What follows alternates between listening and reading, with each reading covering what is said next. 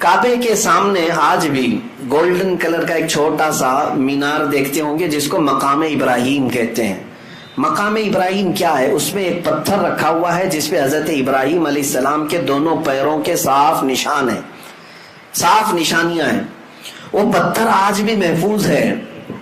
اور قرآن میں اللہ فرماتا ہے مقام ابراہیم کو اپنی نماز کی جگہ بنا لو. جو بھی حاجی، جو بھی معتمر عمرہ کرتا ہے، طواف کے بعد مقام ابراہیم کے پاس آ کر کے 2 رکعت ضرور پڑھتا ہے. وہاں پر 2 رکعت پڑھنے کا حکم ہے. کعبہ سامنے ہے لیکن اللہ فرما رہا ہے مقام ابراہیم کے پاس، مقام ابراہیم کے پاس پڑھو 2 رکعت. قرآن کی آیت میں بتا رہا ہوں وَاتَّخِذُوا مِن مَقَامِ إِبْرَاهِيمَ مُصَلًّى، اپنی نماز کی جگہ بناؤ مقام ابراہیم کو. اب ہم نے محسوس کیا، تحقیق کیا تو سارے لوگوں کی زبان پر ایک ہی بات جاری، اور وہاں پر بھی جا کر کے آپ پوچھیں گے کچھ لوگ اس کے ارد گرد کھڑے بھی رہتے ہیں محافظ کی حیثیت سے، کچھ پولیس والے اور کچھ لال دوپٹے والے. وہ لوگ جب بھی آپ سوال کریں گے تو یہی کہیں گے کہ یہ پتھر ہے جس پر کھڑے ہو کر کے ابراہیم علیہ السلام نے کعبے کی تعمیر کی. اور ظاہر سی بات حقیقت ہے، تاریخ بھی ہے. وہ پتھر کی ایک تاریخ یہ ہے کہ ابراہیم علیہ السلام اس پتھر پر کھڑے ہو کر کعبے کی دیواریں بلند کرتے تھے. دیوار جتنی بلند ہوتی تھی پتھر بھی اونچا ہو جاتا تھا. جب ابراہیم علیہ السلام کو اترنا ہوتا تو پتھر چھوٹا ہو جاتا تھا. وہ فلیکسیبل سیڑھی کی طرح تھا، خود اونچا ہوتا تھا اور خود نیچے ہو جاتا تھا. اب یہ پتھر ابراہیم علیہ السلام کی خانہ کعبہ کی تعمیر کرنے کی نشانیوں میں سے ایک نشانی رکھی گئی ہے، محفوظ ہے. تو میں آپ سے پوچھتا ہوں کیا وہ پتھر اتنا افضل اسی لیے ہے کہ اس پر کھڑے ہو کر ابراہیم علیہ السلام نے کعبے کی تعمیر کی؟ میرے عزیزوں مشہور تو یہی ہے، لیکن عشق والوں کی زبان سے پوچھیں تو ان کی تحقیق میں ایک اور باب کا اضافہ بھی ہوتا ہے. فرماتے ہیں مفسرین کہ اس پتھر کی ایک یادگار اور بھی ہے. صرف کعبے کی تعمیر نہیں ہوئی اس پتھر پر کھڑے ہو کر، بلکہ جب خانہ کعبہ کی تعمیر مکمل ہوئی تو اس پتھر پر کھڑے ہو کر ابراہیم علیہ السلام نے ایک دعا کی تھی، ربنا وبعث فیہم رسولا من انفسہم یتلو علیہم آیاتی ویزکیہم ویعلمہم الکتاب والحکمہ انک انت العزیز ویعلمہم الکتاب والحکمہ ویزکیہم انک انت العزیز الحکیم.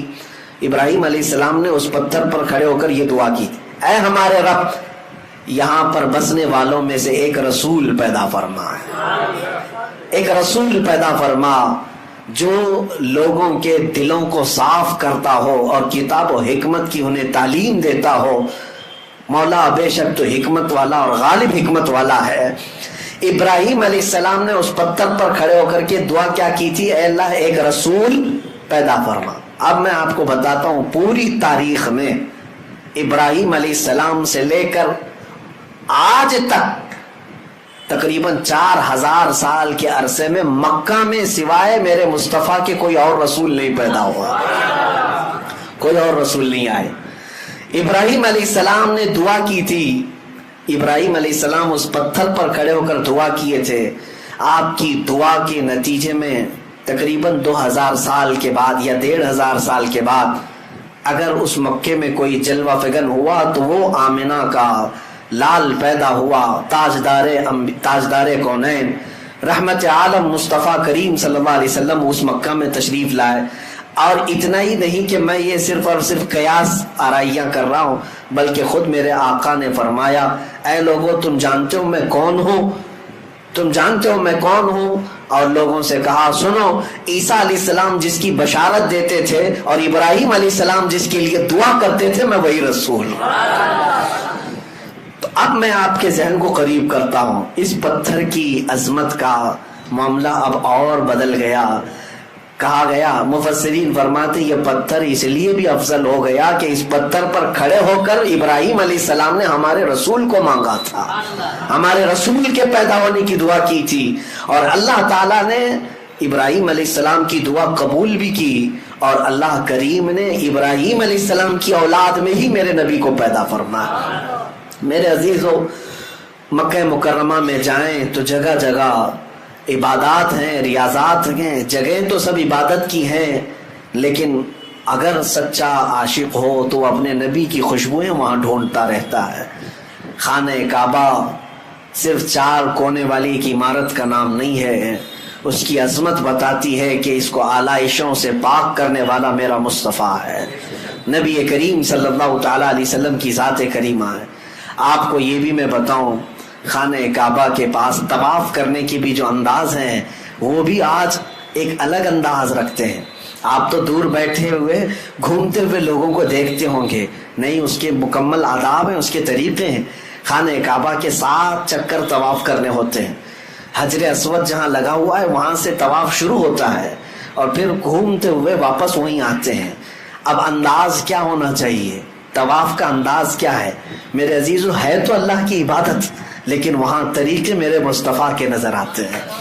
فرمایا گیا حاجی کو احرام پہننے، احرام پہننے کے بعد جب طواف شروع کرے گا 7 چکر میں سے پہلے 3 چکر وہ رمل کرے گا۔ رمل کا مطلب کیا ہے؟ سینہ تان کر اکڑ کر چلے گا، پوری زندگی بھر اکڑ کر کے چلنا حرام ہے۔ قرآن پاک میں اللہ نے فرمایا وَلَا تَمْشِ فِي الْأَرْضِ مَرْحًا، زمین پر اکڑ کر مت چلو، اس لیے کہ نہ تم زمین کو پھاڑ سکتے ہو نہ پہاڑوں تک پہنچ سکتے ہو، اور جو اکڑ کر کے چلتا ہے، غرور اور گھمنڈ اور تکبر کرتا ہے، اس کے لیے اذیت ناک سزائیں، قیامت کے دن ان کی حیثیت چونٹیوں کی طرح بنائی جائے گی جو اکڑتے تھے زمین پر، اور انہیں لوگوں کے پیروں سے روندایا جائے گا۔ لیکن ایک مقام ایسا ہے جہاں حکم دیا جا رہا ہے اکڑ کے چلو، سینہ تان کر کے چلو۔ ہم جاتے ہیں، موقع تو نہیں ملتا، بھیڑ بھاڑ ہوتی ہے، لیکن موقع ملتا ہے تو سینہ تان کر۔ اور وہ انداز کیسا ہے؟ وہ انداز پہلوانوں کا انداز ہوتا ہے، پہلوانوں کا انداز۔ باقی دوسری جگہوں پر پہلوانی دکھانے کے لیے بھی تمہیں اکڑنے کی اجازت نہیں، لیکن وہاں پر حکم ہے کہ سینہ تان کر کے چلو، رمل کرو۔ یہ اس کا پس منظر کیا ہے، اس کا بیک گراؤنڈ کیا ہے؟ میرے عزیزو، خانہ کعبہ کے پاس طواف تو پہلے نارمل ہی ہوتا تھا، لیکن آپ کو میں بتاؤں رسول پاک صلی اللہ تعالیٰ علیہ وسلم کے ساتھ جو اذیتیں مکہ والوں نے کی ہیں، جو تکلیفیں مشقتیں مکہ والوں نے حضور کی ذات پر ڈالی ہیں، شاید ہی تاریخ میں آپ کو ایسا نہ ملے۔ حضور جس وطن میں پیدا ہوئے اس وطن کی زمین حضور کے لیے تنگ کر دی گئی تھی۔ حرم کعبہ میں حضور عبادت کرنے کے لیے آتے تو ان کے ساتھ بہت زیادتیاں کی جاتی، کئی مرتبہ ہاتھ اٹھائے گئے، حضور اکرم صلی اللہ علیہ وسلم کے صحابہ کو مارا گیا، حضرت ابو بکر صدیق رضی اللہ تعالیٰ عنہ کو وہاں بہت مارا گیا۔ کیا کیا تکلیفیں اٹھائی۔ 3 سال مکہ میں حضور نے ایسے گزارے جس میں پورے مکہ والوں نے سوشل بائیکاٹ کیا تھا۔ کیسا سوشل بائیکاٹ؟ کہ حضور اکرم صلی اللہ علیہ وسلم کے اور ان کے خاندان کے ساتھ نہ کوئی کلام کرتا، نہ کوئی خرید و فروخت، نہ کوئی دعوت، کچھ نہیں۔ کھانے کی ایک چیز بھی حضور کے گھر تک آنے نہیں دیا جاتا تھا۔ ان 3 سالوں میں رسول پاک صلی اللہ علیہ وسلم نے درختوں کے پتے کھائے اور چمڑے ابال کر کے کھائے۔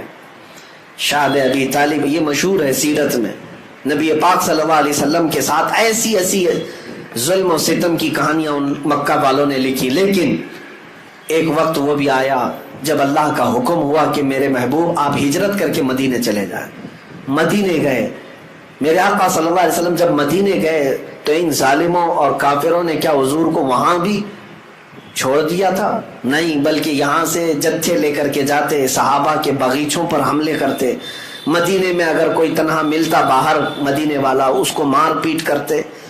انہی تکلیفوں کی وجہ سے جنگ بدر بھی ہوئی، جنگ احد بھی ہوئی، جنگ خندق بھی ہوئی، مکہ اور مدینے والوں کے بیچ میں یہ سب جنگیں ہوئی ہیں۔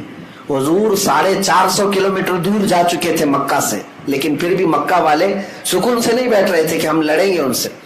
لیکن ایک بات یاد رکھنا، ظلم کی ڈور لمبی نہیں ہوتی، ظلم کی ڈور لمبی نہیں ہوتی، بہت جلدی اسے کھینچ لیا جاتا ہے۔ ظالموں کی تاریخ آپ اٹھا کر کے دیکھ لیں، ایک وقت آتا ہے جب وہ اپنے ہی گھر میں ایسے قید ہو جاتے ہیں کہ ان کا کوئی پرسان حال نہیں ہوتا۔ آج بھی جو ظلم ہو رہا ہے، مجھے امید یہی ہے انشاءاللہ وہ وقت قریب ہے جب رب تبارک و تعالیٰ اپنی رسی کھینچے گا تو یہ اپنے ہی گھر میں بے آب و دانہ اور बगैर किसी पुरसान हाल के दम तोड़ने पर मजबूर हो जाएंगे। आप इंतजार करें। हाँ, जब भी अहले हक के साथ जुल्म बढ़ता है तो ज्यादा नहीं, थोड़े दिनों तक ये जालिमों को अल्लाह ढील देता है, और ये हमारी आजमाइश भी होती है।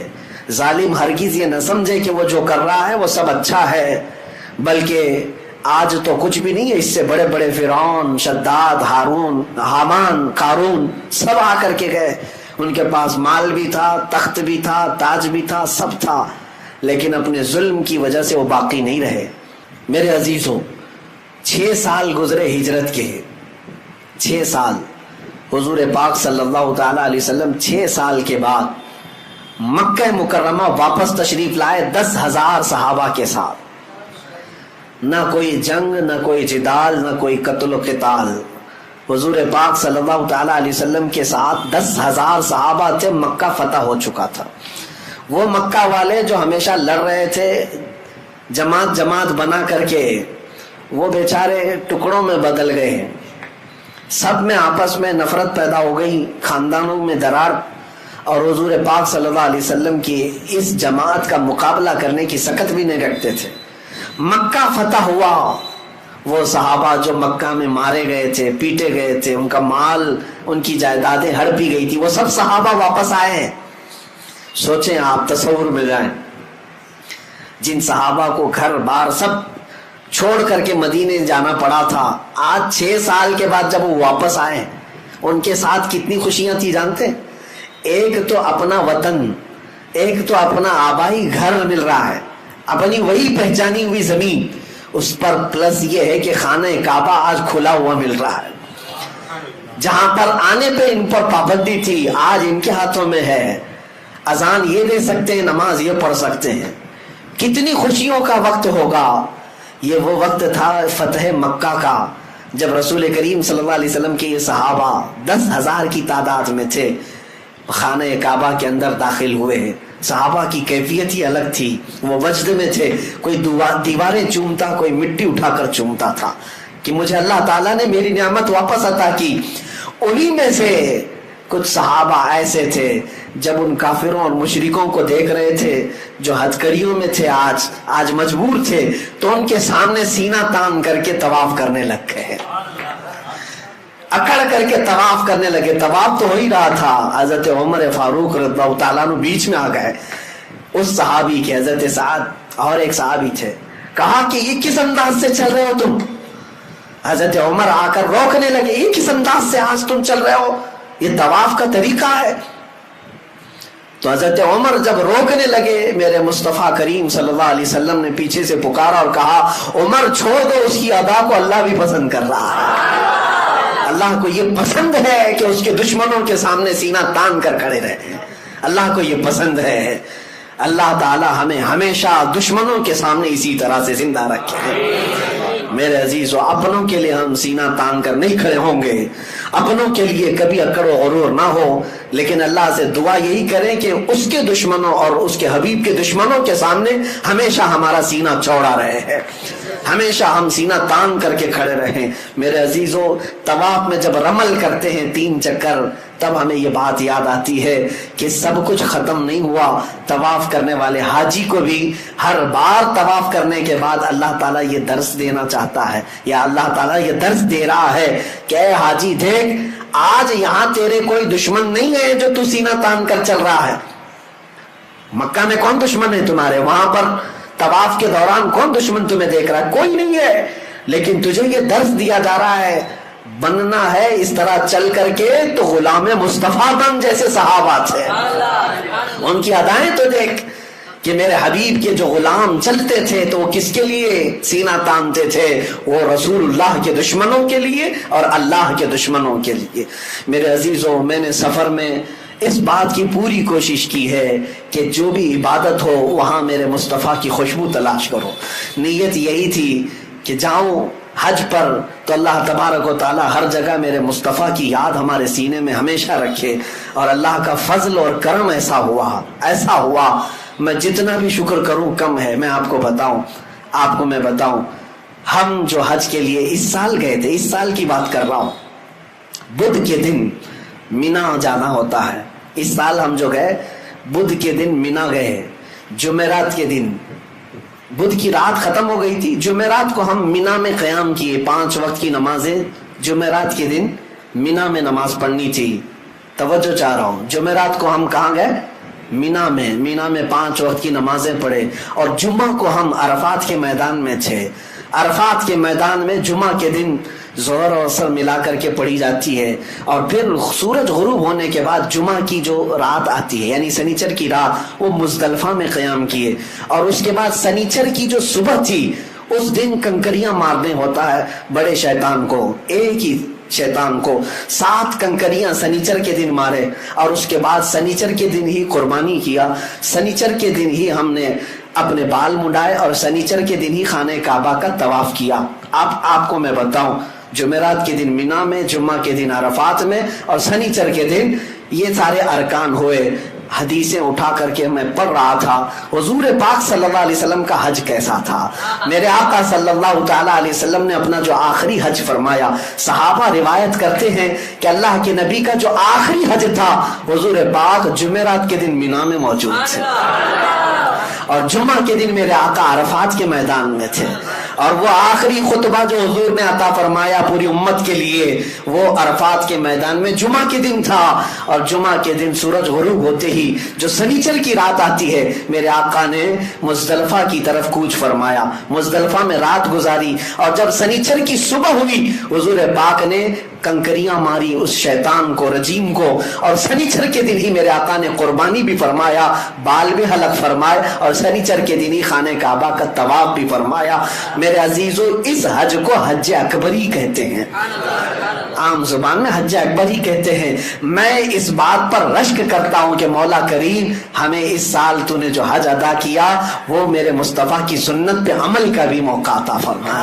حج تو حج ہے، کسی بھی دن کریں، جب بھی وہ حج آئے، حج کا دن جب بھی آئے، لیکن جب یہ میچ ہو جائے تو عاشقوں کی بات ہی کچھ اور ہوتی ہے۔